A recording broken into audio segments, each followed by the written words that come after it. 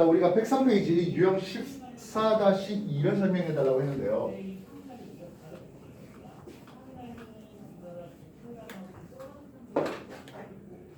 지구가 복사 평형에 있을 때 지구의 여수지를 단순화했습니다라고 했는데요.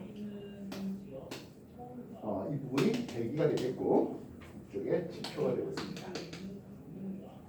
그래서 태양부터 백억 에너지가 왔는데 이렇게 간 놈들이 C에 있습니다. C가 뭐겠습니까? 지표의 대기의 반사라고 하는 상식이 되겠죠. 이해됐습니까? A는 이렇게 A가 잡혀 있고요. D, 이건 대기가 흡수한 양이네요. 스트레이트 내려왔던 이거는 지표가 흡수한 거 되겠고, 그 다음에 B는 대기가 지표가 대기한테 준 거, 뭐 별도 표시 없습니다만 대기의 재복사와 그리고 대기가 외권으로 되어놓은 에너지가 나오고 있습니다. A는 주로 적외선, B는 주로 가시광선입니까? 했어요. 일단 B는 가시광선이 될 수 있을까요? 지표가 되는데 무슨 놈의 가시광선이겠어? 이거 적외선이죠. 이해됐습니까? A는 태양이 이제 내놓은 에너지라는데 태양이 내놓은 에너지의 상당 부분은 뭐다? 가시광선 용에 많이 몰려있긴 하겠어요. 빙하로 덮인 면적이 늘어나요. C, 반사되는 양은 했습니다. 여기 있죠? 빙하가 감소하면 반사율이 감소합니다. 빙하로 덮인 면적이 늘어난다. 그렇다면 반사율도 증가, C도 증가하겠네라는 거죠. 이해됐습니까? 이건 성층권의 오존이 감소했잖아 했습니다. 오존이 하는 역할이 뭡니까? 하면 태양 에너지의 UV 자외선을 흡수하는 놈인데요. 다시 말하면 대기가 흡수하는 놈인데요. 그렇습니다. 알겠어요? D의 양이 증가한다. 오존이 감소했으면 D가 감소되죠. 특히 오존층이 파괴되는 현상 때문에 오존이 흡수하는 양이, 즉 성층권의 오존 흡수량이 줄어들게 되면 지상에 자외선이 더 많이 쏟아지게 돼. 이런 얘기가 나올 수 있겠습니다. 이해됐어요? 답 나올 수 있겠어요? 또 다른 질문은요? 없습니까? 자, 우리 진도 다시 한번 더 나가겠습니다.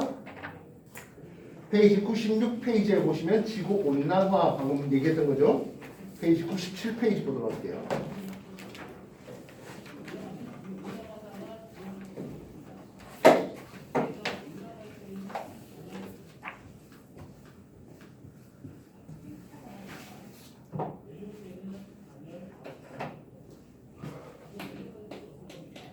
자, 평상시에는 하겠습니다. 평상시 태평양을 좀 단순화시켜 보겠습니다. 태평양의 서쪽, 이쪽을 서태평양 지역이라고 대표적으로 인도네시아 쪽에 있습니다.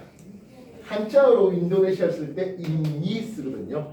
요즘에는 뭐 거의 안 쓰는 말이지만 옛날에는 인도네시아를 인니로 그렇게 짧게 불렀습니다. 동태평양이 있겠네요. 태평양 동쪽입니다. 이쪽은 페루 있는 쪽을 볼 수 있겠습니다. 칠레 그 위쪽에 페루 있습니다. 그래서 평상시에는 어떻습니까? 하네요. 평상시에는 1번 북적도 해류 및 다시 무역풍이 활발하게 불어오고 있는 상황입니다. 북태평양 쪽은 북동무역풍이, 남태평양 쪽은 남동무역풍이 불어옵니다. 이해했어요? 그래서 적도 인근에 2번 동태평양에서 서태평양으로 북적도 해류가 잘 흘러갑니다. 물론 남적도 해류 역시 잘 흘러갑니다. 북적도 해류뿐만 아니라 남적도 해류가 잘 흘러갑니다.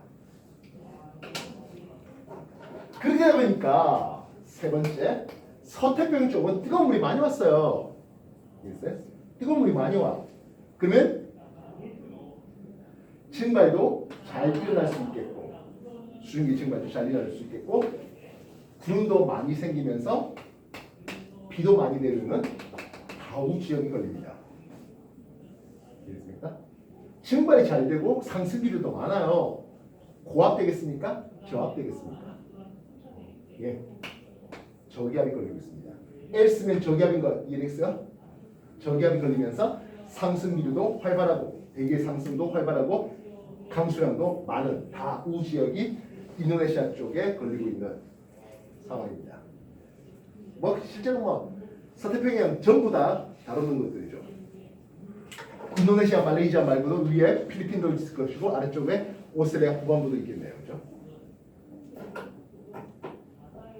그렇다면 네 번째 동태평양 지역은 했습니다. 뜨거운 물이 많이 갔잖아. 뜨거운 물이 많이 가다 보니까 그 뜨거운 물이 흘러간 자리를 메꾸기 위해서 심층수의 용승이 잘 일어납니다. 밑에서 영양 면류를 많이 끌어올려요. 그래서 좋은 어장이 형성되고 있고요. 칠레 그리고 페루 쪽으로 올라가는 한류가 있는데 그걸 훔볼트 해류라는 이름을 씁니다. 훔볼트라는 기상학자가 이름을 붙이는데요. 훔볼트 해류를 따라서 그래서 거기 보면 이제 펭귄들도 훔볼트 펭귄 뭐 이런 이름들이 나오고요. 그리고 그 이름도 유명한 훔볼트 오징어가 엄청 잡혀요. 여기 우리가 먹고 있는 진미채라고 하는 것들 그 오징어채잖아요. 그 오징어가 요 훔볼트 오징어예요. 몸뚱이 길이가 요만해요. 몸체만 물론 다리도 있죠. 무슨 뜻이 알겠어요? 전기구이 오징어라고 해서 오징어 모양처럼 해놨는데 그거 그러면 그 풋볼도 오징어 슬라이스 해갖고 해놓은 거예요. 물론 직접 먹기는 힘들고요. 몇몇 가지 처리해서 암모니아 좀 처리해가지고 우리가 그렇게 먹고 있는 게 현재 진미채가 되고 있는 것입니다. 우리나라에서 잡히는 오징어는 무늬 오징어라는 이름을 쓰는데 몸통 길이가 해봐야 한 이 정도가 맥스 되는 것이죠. 물론 홈폴드 오징어보다 훨씬 더 큰 사이즈 오징어, 대왕 오징어라는 거 있죠. 몸체만 한 10m쯤 되는 것들 있죠. 그거는 암모니아가 너무 많아서 사람이 먹을 수는 없어요.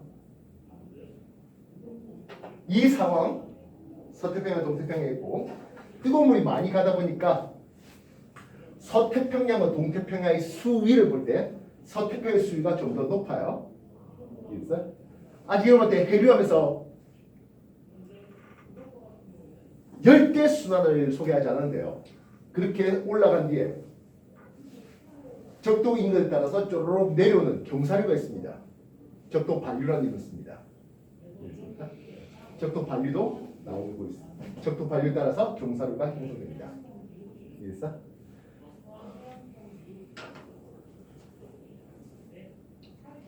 그래서 동태평양의 수위와 이게 서태평양이죠. 서태평양과 동태평양의 수위를 보면 이런 차이를 보게 되겠습니다.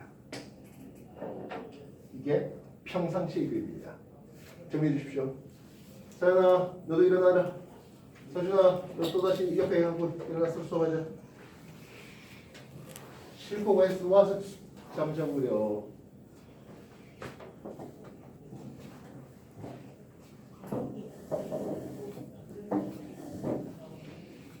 엘리온 아니야 문제요? 역시 마찬가지예요. 무조건 문제 나옵니다. 수능치는.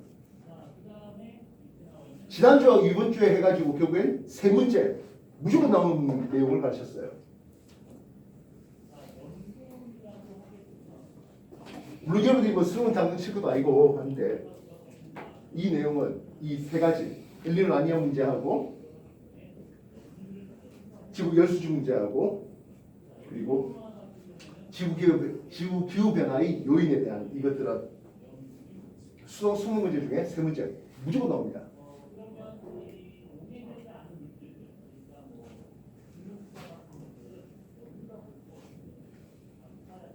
여기 수능 및 고3 모의고사 문제를 한번 추격해 보시면 꽉 나온다는 거 알 거예요.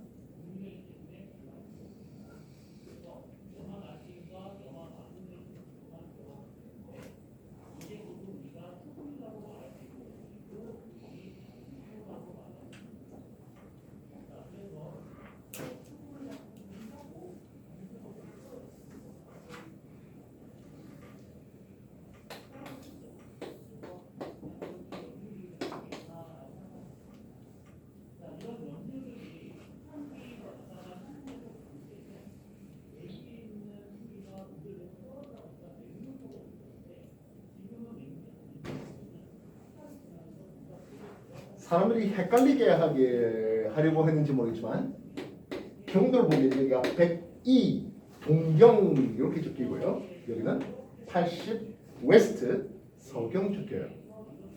이를 보고 동태평양 해버리면 안 됩니다. 영국 그린치 천문대를 통해서 동쪽 방향으로 가서 자원선 날짜 변경선까지 가는 것을 동경으로 했습니다. 그래서 시작했어요. 북극점이 있고 영국이 있고 영국에서 이쪽 방향 가는 게 동쪽이 되거든요. 그래서 여기가 태평양 되면 우리나라에 있는 여기가 동경 135E 이렇게 되고 있습니다. 엄밀히 말하면 일본 쪽인데요. 여기가 한 132 정도 되고 있는 중이에요. 그래서 그럼 이쪽이 80 웨스트. 그래서 영국 입장에서 북쪽이면 영국 입장에서 이쪽이 동쪽이기 때문에 이렇게 가는 게 동경이에요. 그래서 요거 경선을 제시하면은 이를 보고 동태평양 해버리면 안 됩니다. 알겠어? 태평양의 동쪽이라는 뜻이에요. 태평양의 이쪽 서쪽이고 태평양의 동쪽이 되는 거죠. 자, 그렇다면 우리가 흔히 엘 니뇨시 하겠습니다. 스페인이 이 동네를 이제 식민지 삼았을 때, 그래서 아메리카 쪽은 멕시코를 비롯해서 그 밑에 중남미 및 남아메리카 쪽은 스페인이 많이 좀 식민지 삼았습니다. 그래서 공용어가 스페인어가 되어 있는 경우도 꽤 많고요.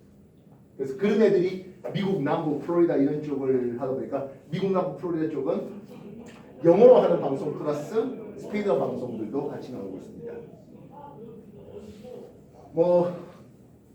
또 알다시피 또 캐나다 쪽은 물론 이제 영국이라든지 이런 유럽에서 넘어가는 애들, 또 미국에서 또 넘어가는 애들 외에 프랑스에서 넘어가는 놈들이 있어서, 그래서 캐나다의 퀘벡 이런 쪽은 영어 플러스 프랑스어가 또 공용어가 되겠습니다.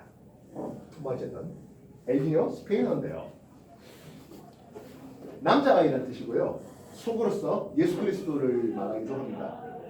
이 엘니뇨 걸리는 게 대체로 크리스마스 언저리쯤에 부정기적으로 한 5년에서 7년 정도의 주기를 가지고 부정기적으로, 5년마다 꽉 오는 건 아니고요.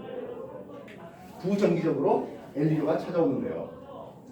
이 엘니뇨는 도대체 어떤 연유인지 모르겠으나 여러 가지 복합적인 연유가 있죠. 1. 무역풍이 약화되었을 때 생깁니다. 무역풍이 약화돼서 바람이 잘 안 가. 그렇다면 북쪽도 및 남쪽도 해류가 제대로 갈까요? 이것도 약화돼서 잘 안 가요. 2번 북 또는 남쪽도 해류 역시 잘 안 가, 약화됩니다. 그럼 어떤 일이 벌어집니까 하네요. 3프라임 서태평양, 다시 말하면 인도네시아 쪽을 비롯한 말레이시아 이런 쪽을 비롯한 또는 오스트레일리아 이런 쪽을 비롯한 쪽은 뜨거운 물이 잘 안 왔어. 예전보다 비가 덜 내려요. 우리나라에 쩍쩍 갈아치는 가뭄만큼은 아니겠지만 가뭄이라든지 산불 같은 피해가 많이 발생해요. 얘네들은 보통 연간 감수량이 3,000mm 이상 됩니다. 그것들이 많이 준다는 뜻이에요. 그렇다면 네 번째, 동태평양 쪽은 어떨까요? 여기는 뜨거운 물이 제대로 안 가고 남아있겠죠. 심층수 용승이 차단되네요. 용승이 잘 안 일어나. 그 전까지 잘 잡히던 여러 가지 물고기들이 잘 안 잡혀요. 어장이 파괴되는 일이 벌어져요. 이해됐습니까? 그래서 요 엘니뇨시가 되면은 수위가 서태평양 수위가 낮아지고 동태평양 수위는 높아집니다. 이해됐습니까? 역전되진 않아요.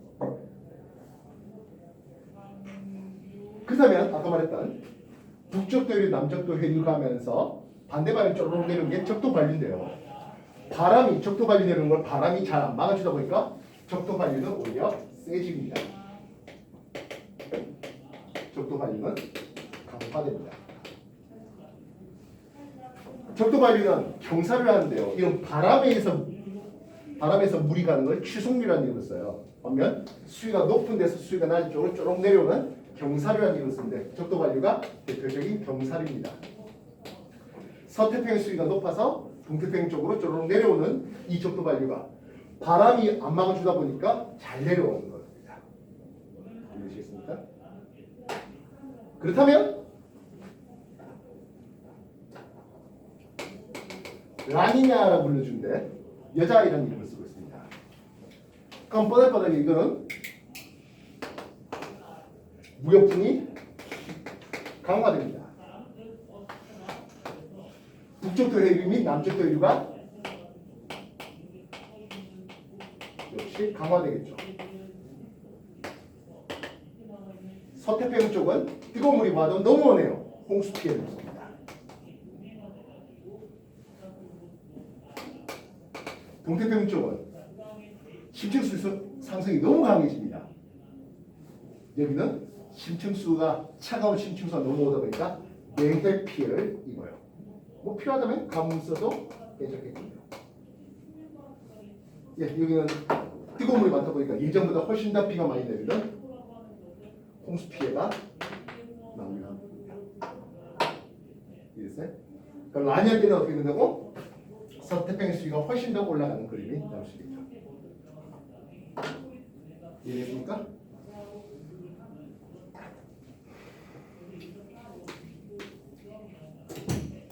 아까 우리가 수온을 측정한다 했잖아요. 서태평양의 수온을 측정해봤습니다. 서태평 수온이 평균이 있었으면 그 평균보다 높아진 지역 때와 낮아진 지역을 높아질 때와 낮아질 때 보겠습니다. 서태평의 수온이 더 높았어요. 서태평의 수온이 더 높았다는 것은 뜨거운 물이 많이 왔다는 얘기가 되겠죠. 평균보다 더 플러스 편차를 가져왔던 T1 할게요. 엘니뇨입니까? 라니냐입니까? 여기는 라니냐가 되겠죠. 예, 서태평의 수온이 평균보다 낮았어요. 뜨거운 물이 제대로 못 왔네요. 이쪽이 T2, 여기가 엘니뇨 시기라고 보시면 되겠습니다. 그렇다면 서태평양 말고 동태평양은 하겠습니다. 그럼 이와 반대적인 행동을 볼 수 있겠죠. 이해했어요?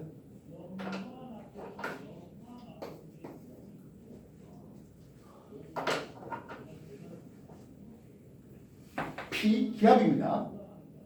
동태평양 기압 빼기 서태평양 기압을 볼게요. 라니냐 때는 뜨거운 물을 많이 보냈잖아. 서태평 쪽은 뜨거운 물이 많이 오다 보면 평소 저기압인데 그 저기압보다 더 저기압이 됩니까? 고기압이 됩니까? 뜨거운 물이 많이 왔어.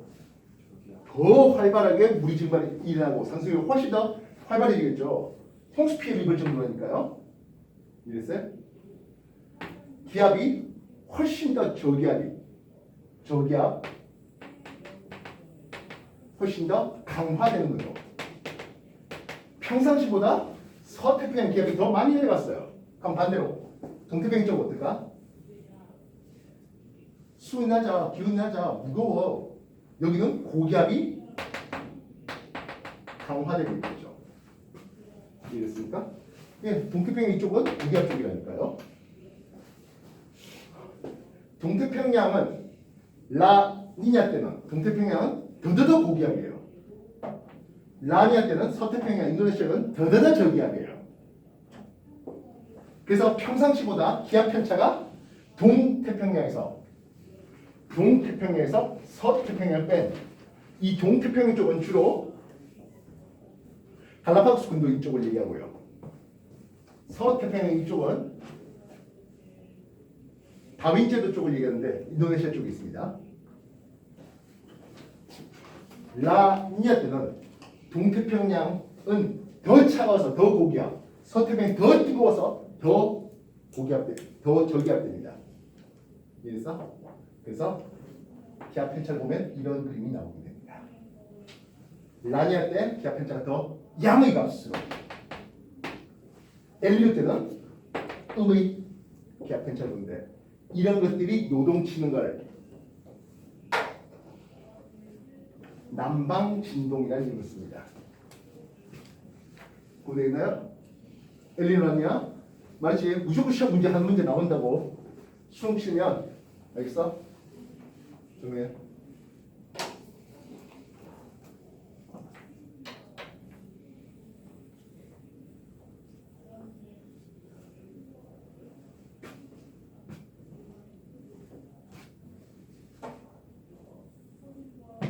색깔 내가 구분하랬지. 노란색이 평상시였다면 라니아 때는 빨갛게 쓴 거야.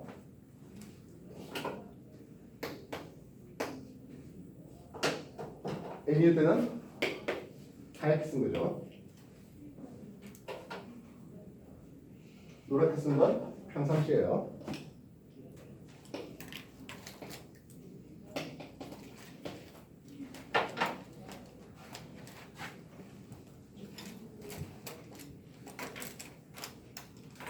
난방 진동 또는 엔소 진동이라는 이름을 쓰기도 해요.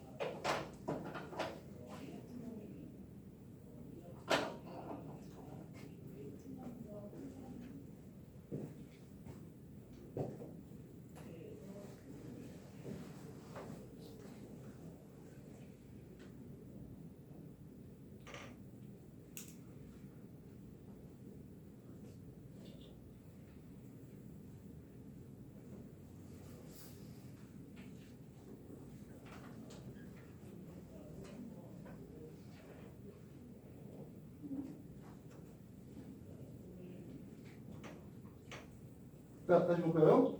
해수면이 이렇게 있는데요. 이게 평상시라고 해볼게요. 평상시 뜨거운 물이 서태평 쪽으로 잘 흘러갔어요. 수위가 조금 이쪽이 더 높아져 있죠. 있습니까? 신층수가 잘 용승해 왔어요. 있습니까? 그래서 이렇게 되겠네요. 그래서 뜨거운 물은 이런 두께의 변화를 보게 됩니다. 여기 따뜻한, 여기 찬 이렇게 하면 되겠죠? 됐습니까?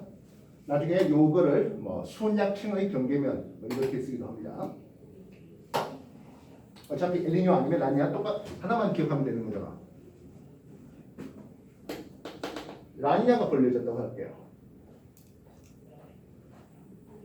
뜨거운 물은 훨씬 많이 받죠. 그래서 높이가 좀 차이가 더 커지겠네요. 신층수 용승이 훨씬 더 잘 된다 했습니다. 이게 뭐겠습니까?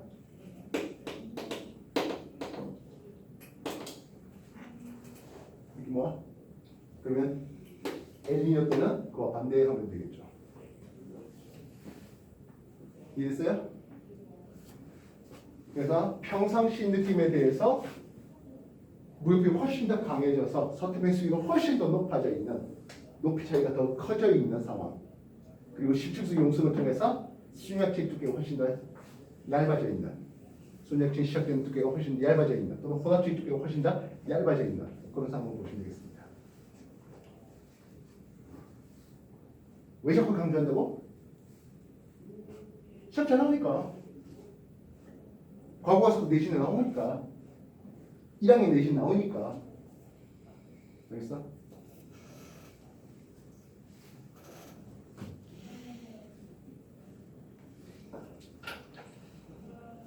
그 외 뒷페이지는 해볼까요? 오전축 확인해요. 아까 이런 것들 프레온가스 얘기가 있었는데요. 그 프레온가스가 분해되는 과정에서 염소 원자가 나오고 그 염소 원자를 염소 라디칼이라는 쓰는데 이게 오존 분해의 촉매 역할을 하게 되었습니다.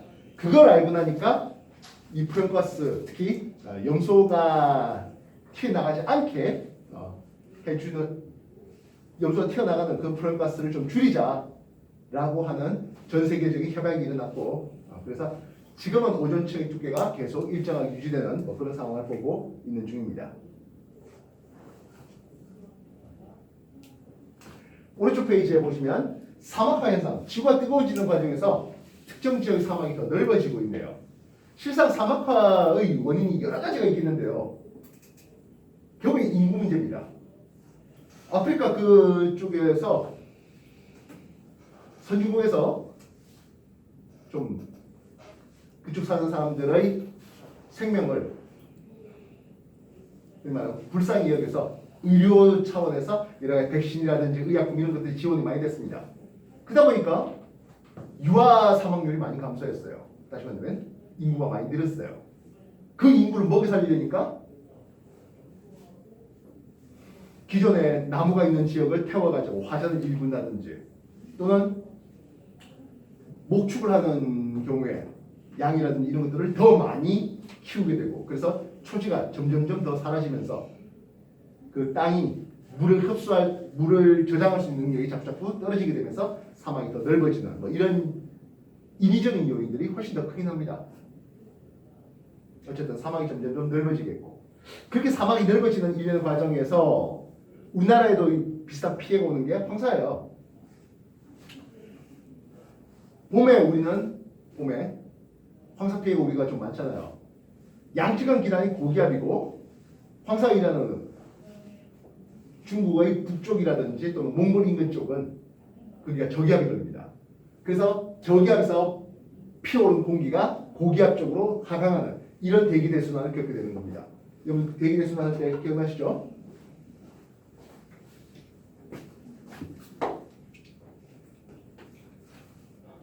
그래서 양쯔강 있었던 이쪽이 고기압되고 중국 북동부라든지 중국의 북동부라든지 또는 몽골 쪽 얘는 저기압이 걸립니다. 그래서 저기압에서 상승 기후와 함께 먼지들이 올라가는 거예요. 원래는 어떻게 돼야 됩니까 하면 이렇게 하강 기후가 있어서 퍼져내려와야 되죠. 이해됐습니까? 근데 말입니다. 이 양쯔강 기단은 이동성 고기압이에요. 편사풍다가 우리나라 쪽으로 가요. 그래서 피어와서 양쪽에 뿌려야 될 게 이 고기압이 우리나라 쪽에 와서, 즉 우리나라에 하강 기류가 걸리는 고기압이 걸릴 때 황사 피해가 일어나는 거죠. 이해했습니까? 그러면 가을에도 양쯔강 기단이 힘이 쓰잖아. 그때는 이미 여름에 비가 좀 내렸던 상황이고, 알겠어요? 그래서 땅이 촉촉해져 있으니까 황사가 좀 잘 안 피는 것을 볼 수 있다고요. 이해했어? 결국엔 이쪽에 나무를 많이 심는 게 가장 큰 해결책이 되겠습니다만은 쉽지 않은 일이죠. 되겠습니까? 자, 그렇게 해서 오늘 챕터 14 지구 환경 변화, 가장 중요한 건 복사 평과 그리고 엘니뇨 라니냐의 구분에 대한 내용이에요. 되겠습니까? 뭐 황사 이런 것들은 그냥 곁다리로 살짝 한 문제씩 나오기는 하겠습니다만은 매일은 절대로 될 수가 없고요. 오존층 피해 이런 것들은 2012년도까지는 지구과학에서 다뤘으나 2013년부터는 오존층에 대해서는 더 이상 다루고 있지는 않습니다. 그러니까 아까 말했던 오존층의 어떤 복구가 조금씩 일어나고 있는 상황이고, 그리고 뭐 아까 그런 프레온가스의 사용량도 현재 줄어들고 있는 그런 상황이기 때문에 그렇습니다. 그래서 자 이제 문제풀이 시작하세요.